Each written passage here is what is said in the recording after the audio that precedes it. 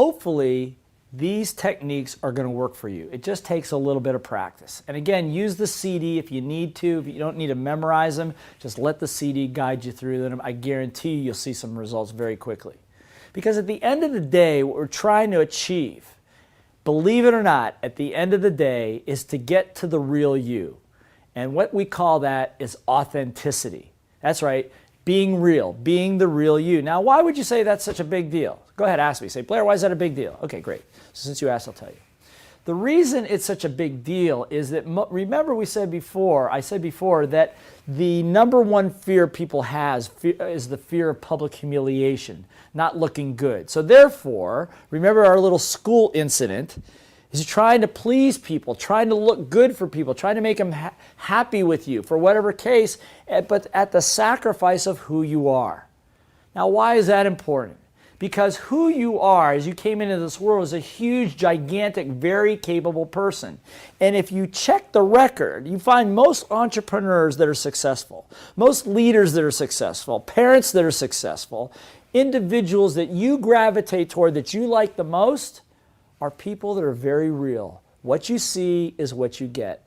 The problem is for most of us is because we've spent so much of our lives being afraid of not being liked, being afraid of being criticized or embarrassed, is what we do is we try to please everybody.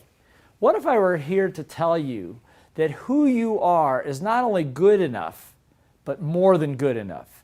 More than good enough to be the person you want to be, to accomplish the things you want to accomplish.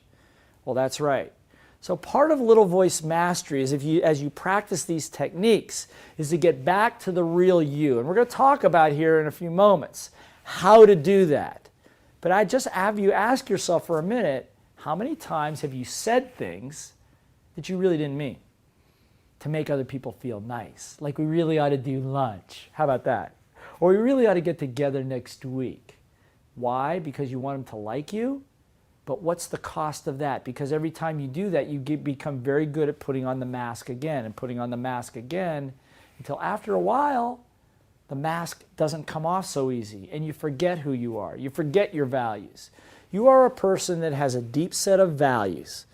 Values like love, integrity, abundance, joy, these kinds of things.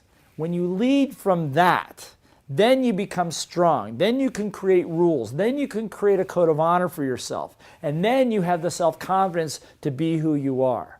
Look, in sales, this is a really big deal, right? When you deal with a person in sales, don't you want to deal with somebody that you can trust? Don't you want to be able to trust the person and know that what they're saying they really mean? And that what your thoughts and that your emotions and that your words and your actions are all congruent? That's being authentic. And for some people, it takes a very, very many years for them to get to that place when they're too old to do anything about it. And then they get cynical.